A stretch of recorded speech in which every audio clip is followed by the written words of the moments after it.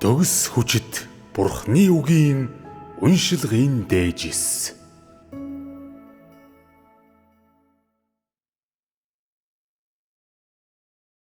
Хэрэгжүүлэлтэд анхаардаг хүмүүс л төгс болгуулж чадна.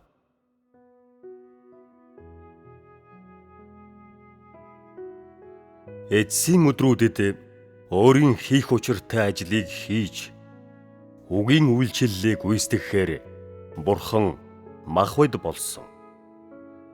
Тэрээр өөрийн зүрх сэтгэлийн дагуух хүмүүсийг төгс болгох зорилготойгоор хүмүүсийн дунд ажиллахаар биежлэн ирсэн юм.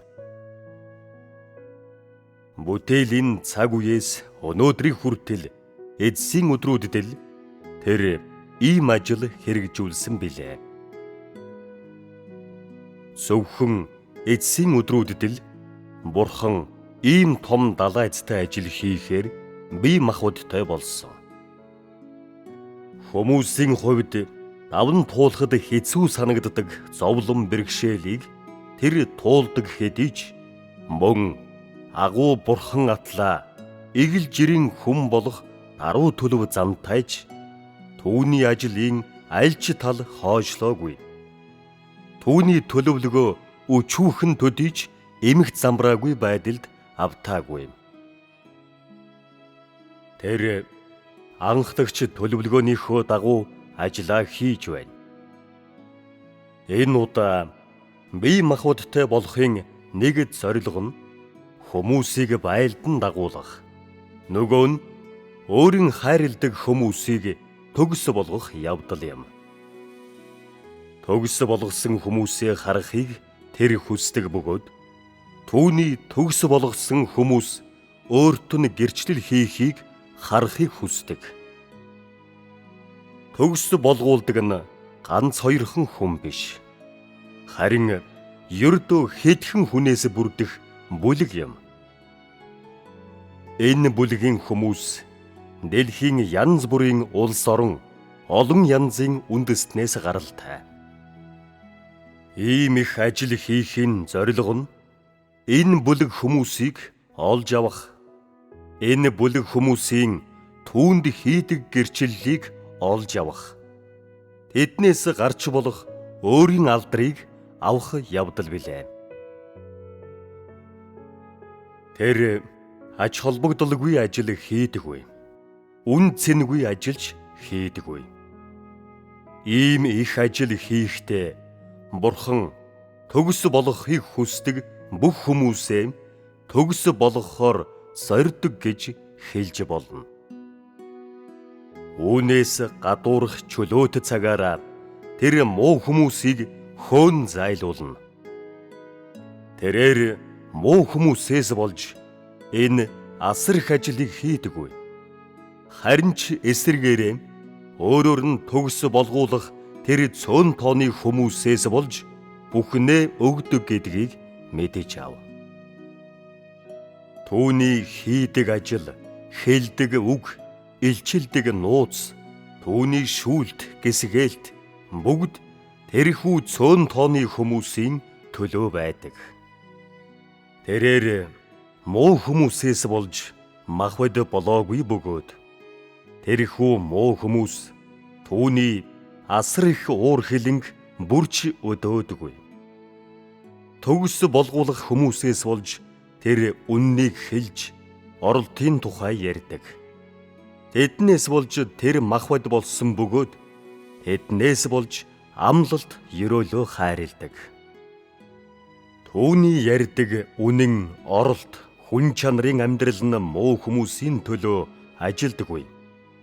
Тэр муу хүмүүстэй ярилцахаас зайлсхийхийг хүсэж үүний оронд төгс болгуулах хүмүүст бүх үннийг хайрлахаар эрмэлздэг. Гэсэн хэдий ч одоохондоо түүний баялагын заримыг эдлэх боломжийг муу хүмүүст олгохыг түүний ажил шаарддаг. Үннийг хэрэгжүүлдэггүй, Бурхныг сэтгэл хангалуун байлгадаггүй. Түүний ажлыг үймүүлдэг хүмүүс бүгд муу. Тэднийг төгс болгох боломжгүй бөгөөд Бурхан тэднийг жигшиж голдог. Эсрэгээрээ үннийг хэрэгжүүлдэг. Бурханыг сэтгэл хангалуун байлгаж чаддаг. Өөрсдийгөө бүхэлд нь Бурханы ажилд зарлагддаг хүмүүс бол Бурханы төгс болгодог хүмүүс юм. Бурханы бүрэн төгс болгохыг хүсдэг хүмүүс бол энэ бүлэг хүмүүсээс өөр хэн ч биш бөгөөд Бурханы хийдэг ажил энэ хүмүүсийн төлөө байдаг. Түүний ярьдаг үнэн нь үннийг хэрэгжүүлэхийг хүсдэг хүмүүст чиглэдэг. Үннийг хэрэгжүүлдэггүй хүмүүстэй тэр ярьдаггүй. Түүний ярьдаг мэдлэг, ухаан, ялган таних чадварын өсөлт нь үннийг хэрэгжүүлж чаддаг хүмүүст чиглэдэг. Тэр төгс болгуулах хүмүүсийн талаар ярихдаа энэ хүмүүсийг ярьж байгаа. Ариун сүнсний ажил үннийг хэрэгжүүлж чаддаг хүмүүст чиглэдэг. Мэргэн ухаан, хүн чанар эзэмших гэх мэт зүйлс үннийг хэрэгжүүлэхийг хүсдэг хүмүүст чиглэдэг.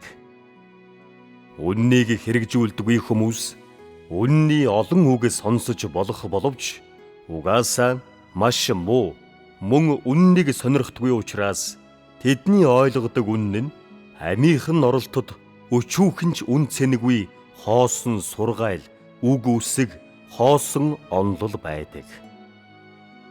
Эдний хэнэнч Бурханд үнэнч биш. Тэд бол Бурханыг хардаг боловч түүнийг олж авч чаддаггүй хүмүүс бөгөөд Бурхан тэднийг бүгдийг ялалдаг. Ариун сүнс хүн бүрийн дотор алхах замтай байдаг бөгөөд хүн бүрд төгс болгуулах боломж олгодог. Сөрөг талаар чинь дамжуулан завхралыг чинь чамд мэдүүлдэг бөгөөд дараа нь сөрөг талыг авч хайснаар хэрэгжүүлэх замыг чи олно.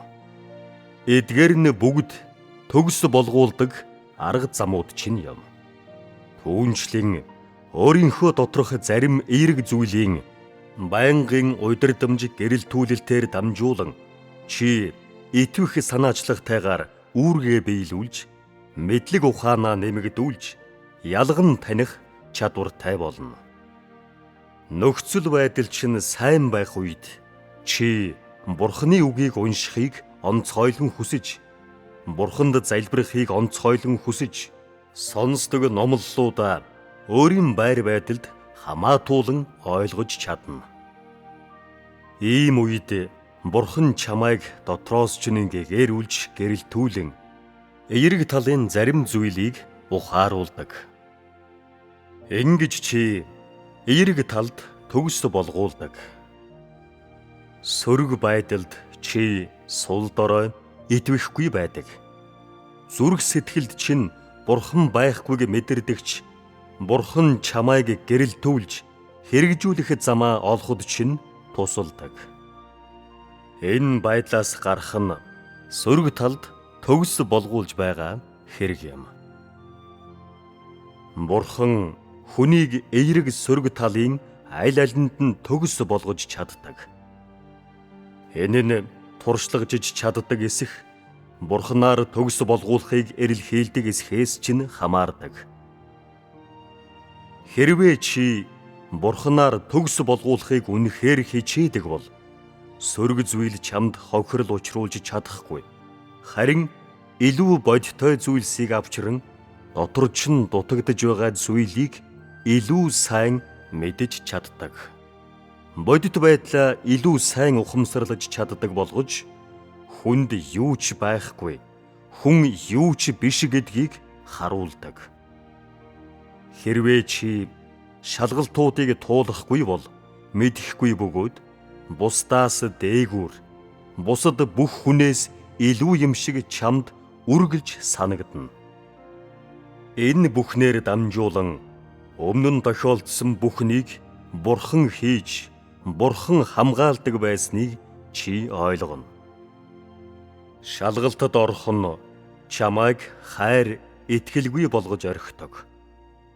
Чамд залбирал дутагдж чи магтан дуу дуулж чадахгүй болдог бөгөөд дунд нь чи нэг л мэдхэд өөрийгөө мэдэж авдаг. Хүнийг төгс болгодог олон арга барил Бурханд бий. Тэрээр хүний завхарсан зан чанартай харьцахдаа төрөл бүрийн орчныг хэрэглэж хүнийг ил болгохын тулд төрөл бүрийн зүйл ашигладаг. Нэг талаар тэр хүнтэй харьцдаг, нөгөө талаар хүнийг ил болгодог.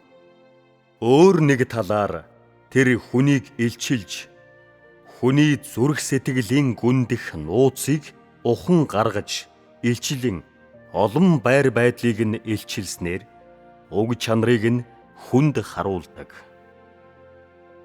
Бурхан бодтой гэдгийг хүн мэдэж магадгүй гэсэндээ илчлэл, хүнтэй харьцах, хүнийг цэвэршүүлэх, гэсгээх гэх мэт олон арга замаар Бурхан хүнийг төгс болгодог. Та нарын одоо ирж хайж байгаа юм чинь юу вэ?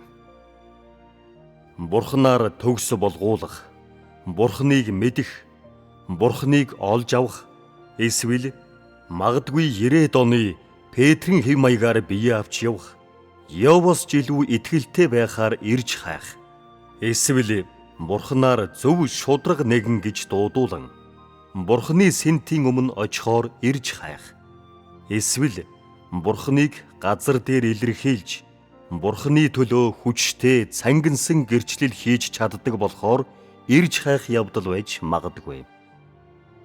Та нар юу ч ирж хайдаг бай. Энэ нь бүхэлдээ Бурханаар авруулахын төлөө байдаг. Чи зөв шудраг хүн болохоор хичээдэгч бай. Петрийн хэв маяг юм уу? Йовын итгэлийг ирж хайдагч бай. Эсвэл Бурханаар төгс болгуулахаар ирэлхийлдэгч бай хамаагүй. Энэ нь бүгд хүн дээр хийдэг Бурханы ажил юм. Өөрөөр хэлбэл чи юу ч ирж хайдаг бай. Энэ нь бүгд Бурханаар төгс болгуулахын төлөө, Бурханы үгийг туулахын төлөө, Бурханы зүрх сэтгэлийг хангалуун байлгахын төлөө байдаг. Чи юу ч ирж хайдаг бай. Энэ нь бүгд Бурханы хайр татам байдлыг олж мэдхийн төлөө, тэрслүү зан чанараа хайж чаддаг болох зорилготойгоор бодит туршилгаар хэрэгжүүлэх замыг хайхын төлөө, дотроо зүй зохистой байр байдалд хүрч Бурханы хүсэлтэд бүрэн нийцэж, зөв хүн болж хийж байгаа бүхэндээ зөв сэдэлтэй байхын төлөө юм. Чиний хувьд энэ бүх зүйлийг туулж байгаагийн шалтгаан нь Бурханыг мэддэг болж амийн өсөлтөд хүрэх явдал юм. Хэдийгээр туулж байгаа зүйл чинь Бурханы үг, бодит үйл явдал, түүнчлэн эргэн тойрны чинь хүмүүс, юмс, зүйлс боловч эцэстээ чи Бурханыг мэдж, Бурханаар төгс болгуулж чаддаг. Зөв шудраг хүний замаар алхахаар ирэлхийлэх, эсвэл Бурханы үгийг хэрэгжүүлэхээр ирэлхийлэх нь гүйлтийн зам. Харин Бурханыг мэдж, Бурханаар төгс болгуулах нь зорьсон газар юм. Чи одоо Бурханаар төгс болгуулахаар ирэлхийлж байсан ч бай. Эсвэл Бурханд гэрчлэл хийхээр ирэлхийлж байсан ч бай. Бүгд эцсийн дүндээ Бурханыг мэдхийн төлөө байдаг. Энэ нь түүний чамд хийдэг ажлыг хий дэмий болгохгүй төлөө байдаг. Ингэснээр чи эцэст нь Бурханы бодит байдлыг мэдж, түүний агуу байдлыг мэдж, үүнээс ч илүүтэйгээр Бурханы даруй нуугдмал байдлыг мэдж, Бурханы чамд хийдэг асар хэмжээний ажлыг мэдэж авдаг. Бурхан энэ бохир завхарсан хүмүүстээр ажиллаа хийж, энэ бүлэг хүмүүсийг төгс болгож чадах төвшөнд хүртлээ өөрийгөө даруй болгосон. Бурхан хүмүүсийн дунд амьдарч идэж, хүмүүсийг хариулж, хүмүүсийг хэрэгцээтэй зүйлээр нь хангах гэж ил махбод болоогүй. Илүү чухал нь тэр тэсхийн аргагүй энэ завхарсан хүмүүстээр аврах, байлдан дагуулах нүсэр их ажлаа хийдэг. Бүх хүн өөрчлөгдөж, шинжлэгдэж магадгүй гэсэндээ тэр хамгийн их завхарсан энэ хүмүүсийг аврахын тулд агуу улаан лууны гол цөмд ирсэн. Бурхны туулж буй энгүй их бэрхшээл зовлон нь бие махбодтой болсон Бурхны туулдаг бэрхшээл зовлон төдийгүй бүхнээс илүүгээр Бурхны сүнс туйлын их доромжлол амсдаг. Тэр өөрийгөө маш их даруй болгож нуудаг болохоор эгэл жирийн хүн болдог. Бурхан хэвийн хүний амьдралтай, хэвийн хүний хэрэгцээтэй гэдгээ хүмүүст харуулах гэж бие махбодтой болж махбодын хэлбэрийг авсан.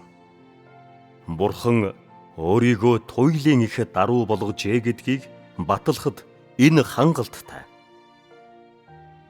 Бурхны сүнс махбодод биелэлээ олдог.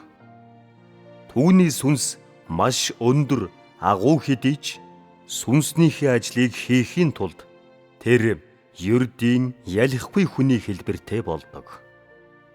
Та бүгдийн хэв чанар, мэдлэг ухаан, эрүүл ухаан, хүн чанар, амьдрал чинь энэ төрлийн Бурхны хайрыг хүлээж авахд үнэхээр тохирохгүй гэдгийг харуулдаг.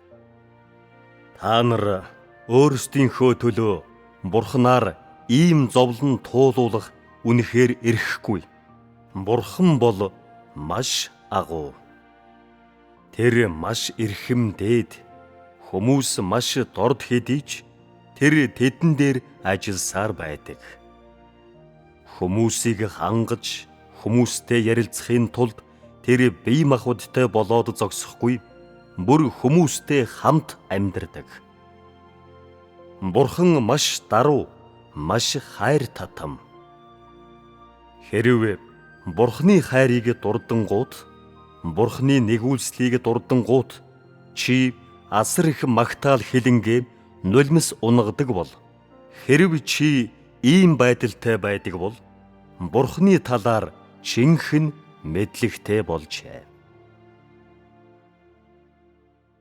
Өнөө үед хүмүүсийн эрэл хайгуулд нэг гажуудал байдаг.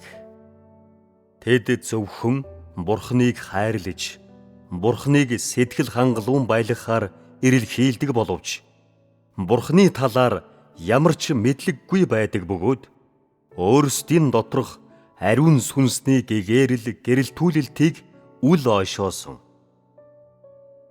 Тэдэнд Бурхны талаарх жинхэнэ мэдлэгийн суурь байдаггүй. Ийм маягаар тэд туршилган ахих тусам урам зоригоо алддаг. Бурхны талаар жинхэнэ мэдлэгтэй болохоор эрэлхийлдэг бүх хүн урд нь сайн байдалтай байгаагүй. Сөрөг, сул дорой байдал руу хэлбийж, үргэлж нулимс урсгаж, цөхрөл давтаж, найдвараа алдсан хэдий ч одоо туршлага хуримтлуулахын хэрээр байр байдал нь сайжирдаг. Харьцалт, эвдэлт туулах туршлагын дараа эсвэл шалгалт, цэвэршүүлтийн тохиолдлыг туулсны дараа тэд ихээхэн ахиц гаргасан. Сөрөг байдлууд буурч, тэдний амь, зан чанарт зарим өөрчлөлт гарсан. Илүү их шалгалт туулахын хэрээр тэдний зүрх сэтгэл Бурхныг хайрлаж эхэлдэг.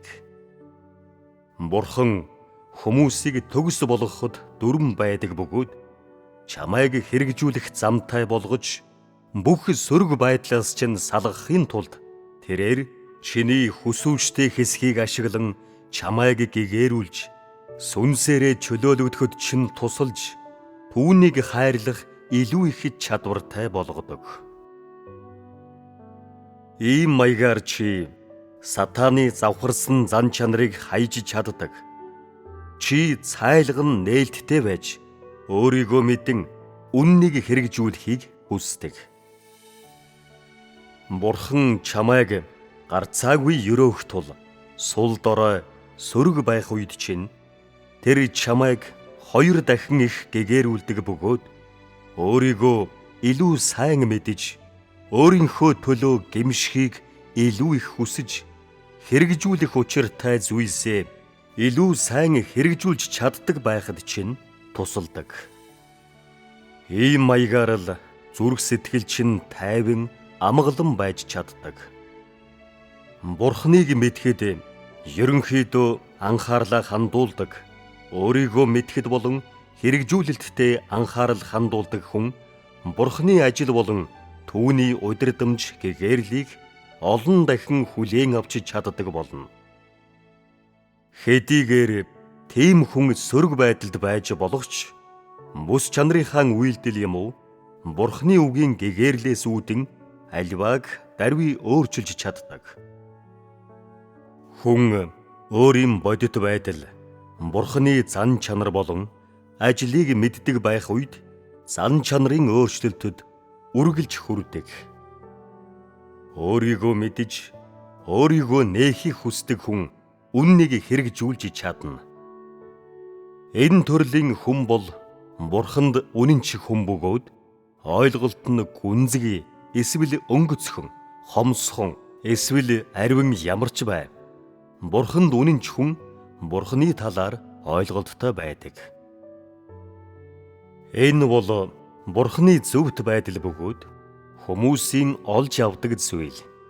Өөрсдийнх нь ололт юм.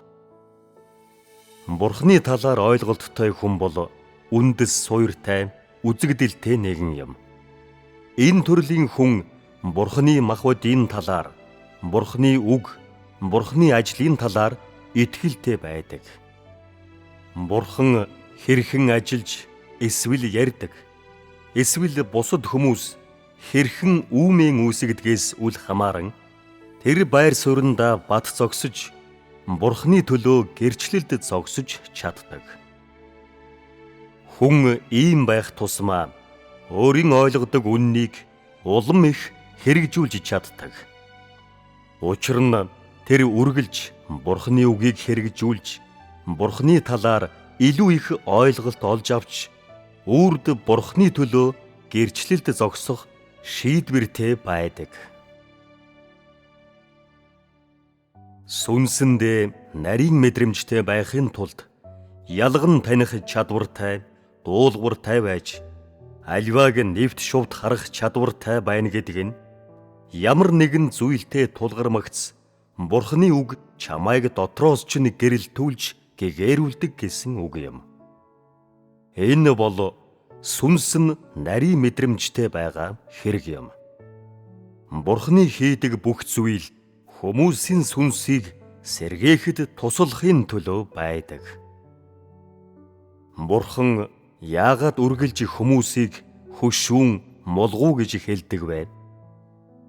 Яагаад гэвэл хүмүүсийн сүнс үхчихсэн бөгөөд тэд сүнсний зүйлсийг огт мэдхээ байтлаа маш хөшүүн болчихсон. Бурхны ажил бол хүмүүсийн амийг өсгөж, сүнсийн ам ороход туслахын төлөө байдаг. Ингэснээр хүмүүс сүнсний зүйлсийг нэвт харж чадах бөгөөд зүрх сэтгэлдээ Бурхныг хайрлаж, Бурхныг сэтгэл хангалуун байлгаж үргэлж чаддаг. Энэ шатан дээрх нь хүний сүнс сэргсэнийг харуулдаг бөгөөд дараагийн удаа ямар нэг зүйлтэй тулгархдаа тэрээр нэн даруй хариу үйлдэл хийж чадна. Хүн номлолд уриалгахан хандаж, нөхцөл байдалд түргэн хариу үйлдэл үзүүлдэг. Энэ бол сүнсний нарийн мэдрэмжид хүрэх явдал юм. Гадаад үйл явдалд хурдан хариу үйлдэл хийдэг олон хүн байдаг боловч бодит байдалд орох юм уу сүнсний дэлгэрэнгүй зүйлийг дурдмагц, хөшүүн, мулгуу болдог. Тэд өөрсөдтэй нь нүүр тулсан үед л ямар нэг зүйл ойлгодог. Энэ бүхэн нь сүнсээрээ хөшүүн, мулгуу байгаагийн Сүнсний зүйлсийн талаар туршлага багтай байгаагийн тэмдэг юм. Зарим хүн сүнсэндээ нарийн мэдрэмжтэй, ялган таних чадвартай байдаг. Тэдний байр байдлыг заасан үгийг сонсмогцоо тэд цаг алдалгүй тэмдэглэж авдаг. Тэд хэрэгжүүлэх зарчмын тухай үг сонсмогцоо тэдгээрийг хүлээн зөвшөөрч дараагийн туршлагадаа хэрэглэж улмаар өөрсдийгөө өөрчилж чаддаг. Энэ бол сүнсэндээ нарийн мэдрэмжтэй хүн юм. Тэр яагаад ийм хурдан хариу үйлдэл хийж чаддаг вэ? Яагаад гэвэл тэр өдөр тутмын амьдралдаа эдгээр зүйлд анхаарлаа төвлөрүүлдэг. Бурхны үгийг уншихдаа тэд өөрсдийнхөө байр байдлыг харьцуулан шалгаж өөрсдийгөө эргэцүүлж чаддаг. Нөхөрлөл, номлол сонсож өөрсөдд нь гэгэрэл, гэрэл түлэлт авчирдаг үг сонсохдоо тэд даруй хүлээн авч чаддаг. Энэ нь өлсгөлэн хүнд хоол өгөхдөө ижилхэн тэд тэр дорн идэж чаддаг. Өлсөөгүй хүнд хоол өгвөл хариу үйлдэл хийхдээ тийм ч хурдан байдаггүй. Чи Бурханд үргэлж залбирдаг. Тэгээд ямар нэгэн зүйлтэй тулгарх үедээ энэ асуудал дээр Бурхан юу шаардаж чи яаж үйлдэх ёстой байна? Тэр даруй хариу үйлдэл хийж чаддаг. Өнгөрсөн удаа Бурхан энэ асуудал дээр чамайг залж чиглүүлсэн. Өнөөдөр үүнтэй ижил төрлийн зүйлтэй тулгарх үедээ чи Бурханы зүрх сэтгэлийг хангалуун байлгадаг байдлаар хэрхэн хэрэгжүүлэхээ аяндаа мэднэ. Хэрвээ чи үргэлж ийм маягаар хэрэгжүүлж, үргэлж ийм байдлаар туршлагаж бол нэгэн цагт чамд энэ нь амархан болно. Бурхны үгийг унших үедээ Бурхан ямар хүний тухай ярьж байгааг, сүнсний ямар нөхцөл байдлын тухай ярьж байгааг чи мэддэг бөгөөд гол зүйлийг нь ухаарч хэрэгжүүлж чаддаг. Энэ нь туршлагаж чадахыг чинь харуулдаг. Зарим хүн яагаад энэ тал дээр дутагдaltaй байдаг вэ? Яагаад гэвэл тэд хэрэгжүүлэлтийн тал дээр их хүчин чармайлт гаргадаггүй. Хэдийгээр тэд үннийг хэрэгжүүлэхийг хүсдэгч үйлчлэлийн нарийн учрын талаарх, амьдралын үнний нарийн учрын талаарх жинхэнэ мэдлэг ухаан тэдэнд байдаггүй. Ямар нэгэн зүйл тохиолдоход тэд будилдаг. Ийм маягаар хуурамч иш үзүүлэгч эсвэл хуурамч элч ирэх үед чи төөрөлдөж магадгүй. Чи Бурхны үг ажлын талаар үргэлж нөхөрлөх ёстой. Ийм маягаар л үннийг ойлгож, ялган таних чадвартай болж чадна. Хэрвээ чи үннийг ойлгодоггүй бол ялган таних чадваргүй байх болно. Жишээ нь Бурхан юу ярьдаг? Бурхан хэрхэн ажилдаг? Хүмүүст тавьдаг түүний шаардлага юу болох? Чи ямар хүмүүстэй харилцах ёстой? Ямар төрлийн хүмүүсийг голох ёстой? Чи эдгээр зүйлийн талаар үргэлж нөхөрлөх ёстой. Хэрв чи Бурхны үгийг үргэлж ийм маягаар туулвал, үннийг ойлгож, олон зүйлийг нэгд нэггүй ойлгож, бас ялган таних чадвартай болно. Ариун сүнсний сахилгажуулалт гэж юу вэ? Хүний хүслээс төрсөн буруутгал гэж юу вэ? Ариун сүнсний удирдамж гэж юу вэ? Орчны зохицуулалт гэж юу вэ? Дотроос Бурхны үг гэгэрүүлэх гэж юу вэ? Хэрв чи эдгээр зүйлийн талаар тодорхой мэддэггүй бол ялган таних чадвартай болохгүй. Чи ариун сүнснээс юу ирдэг, тэрслүү зан чанар гэж юу болох, Бурхны үгийг хэрхэн дуулууртай дагах, тэрслүү байдлаа хэрхэн хаягхаа мэдэх ёстой. Чи эдгээр зүйлийн талаар туршлагаараа ойлгосон бол үндэс суйртай байх болно. Ямар нэгэн зүйл тохиолдоход үүнийг харьцуулах үнэн болон үндэс суйр болох тохиромжтой үзэгдэл чамд байна. Чи хийдэг юм болгондоо зарчимтай байж үнний дагуу үйлдэж чадна. Тэгвэл амьдрал чинь Бурхны гэгээрл, Бурхны ёроолоор дүүрнэ. Түүнийг чин сэтгэлээсээ хайдаг, эсвэл түүнийг амьдран харуулдаг, түүнд гэрчлэл хийдэг ямар ч хүнд Бурхан шудраг бус хандахгүй бөгөөд чин сэтгэлээсээ үннээр цангаж чаддаг ямар ч хүнийг тэр хараахгүй. Хэрвээ Бурхны үгийг эдэж ууж байхдаа чи жинхэнэ байр байдлаа мэдхэд анхаарал хандуулж, өөрийн хэрэгжүүлэлт болон өөрийн ойлголтод анхаарал хандуулж чаддаг бол асуудал тулгарх үед гэгээрл хүлээн авч бодиттой ойлголт олж авна. Тэгвэл чи бүх зүйл дээр хэрэгжүүлэх, ялган таних замтай байх болно. Үнэнтэй хүн мэхлэгдэх шинжгүй, саад учруулах юм уу, дэндүүлэн авирлах янзгүй байдаг. Үннээс үүдэн тэр хамгаалагддаг. Бас үннээс үүдэн тэр илүү ойлголт олж авдаг.